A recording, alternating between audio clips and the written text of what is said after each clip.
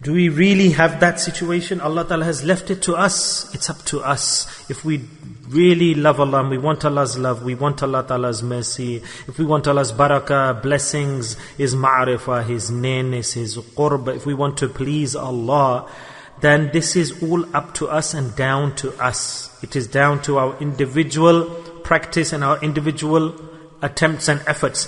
In the hadith, Allah Ta'ala also has given us the tariqah, the methodology of how to attain this.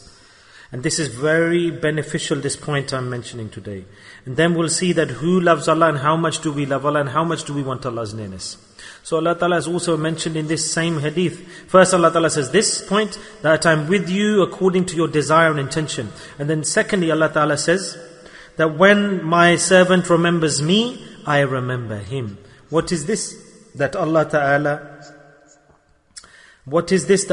is saying that what is the means to increase Allah's qurb and nearness is the dhikr of Allah. So the more a person does dhikr of Allah, Allah says the meaning of this, the conclusion of this is that his desire and his hope and his objective is good. So Allah Ta'ala has given us the practical methodology of dhikr, to love dhikr, to make effort in dhikr, to do dhikr, to attach oneself to dhikr. This is the sign of a person who has a good desire and hope for Allah subhanahu wa ta'ala. This hadith proves this. This hadith proves this. Those people, individuals, alhamdulillah, who strive and struggle on the dhikr of Allah, who work hard, those people, in the same way they attain Allah's qurb and ma'rifat and nearness. So this is the situation of our hope and our connection and our desire for Allah today. That look how weak is our connection. That Allah's rahmah and mercy and karam, that He has opened this secret upon us. He has revealed the secret, that this is the practical implementation of this that will get you close to me. And if you do this practice of dhikr, then I will really know that your hope and desire is for my nearness. We're lazy, negligent. How much do we make effort? How much do we work hard for Allah Ta'ala's nearness? How the dunya today, the people in the dunya and the world is so lazy and negligent. Someone says, oh, dhikr is only for the people of the khanqah, oh, the walis, only they do dhikr, only the pious people do dhikr, only one who wants to become a sheikh does dhikr, oh, this is a special cult or sect that does dhikr. Allahu Akbar.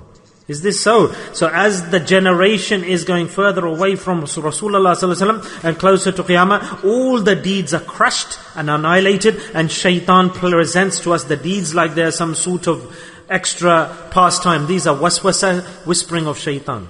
Allah says to every mu'min, every Muslim, I am your Rabb, I am your Lord, you are my servant. Why have you stopped? Why have you ceased? Why don't you come to me?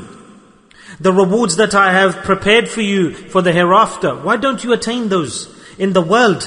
Why don't you make effort? Why don't you want to live your life in the world so that Allah, I, your Creator, love you so I can fulfill your needs, your desires? You don't need to beg in front of anyone then. You won't need to request or plead to anyone. As Allah says, I will be with you. Allah has given us the tariqah, the method. Just do one action, do my dhikr. Gathered. And this is our gathering around the world. Allah says, you remember me in gathering? I'll remember you in gathering. But listen carefully. That the gathering you're sitting in and remembering me, there will be men and other people there according to your capacity. But your gathering, think about my gathering. Allah says, my gathering will be greater than your gathering. Imagine Allah's gathering. These are the words of the hadith. I'm telling you, words. Allah says, when you remember me in a gathering, I will remember you in a gathering better than that. Then Allah goes in more depth in the hadith. How greater explanation can we get than this? Allah says, the whole of the basis of success is based on dhikr of Allah, my friends. Never be deceived. I've got ilm, I'm studying hadith, I'm going on tabligh, I'm studying in madrasa, I'm doing other things, I'm learning this and that, X, Y, Z. Fine. Everything is good. And they are all needs of the deen today. All of them are essential. They are all paths and subjects of Islam. But the underlying essence, criticality of deen is dhikr of Allah. Dhikr of Allah. Every man, whoever is busy, work, career, institution, teaching, education, but success will only come when you do dhikr of Allah. I'm not saying this, hadith tells us this. Let's go further in this hadith now. This path, Allah says, I've defined to you dhikr, remembering me. The obstacles that will come, your nafs, your desires, laziness, neglect, wasting time. I'll do half today, the rest tomorrow, some now, some later. Whose loss is this?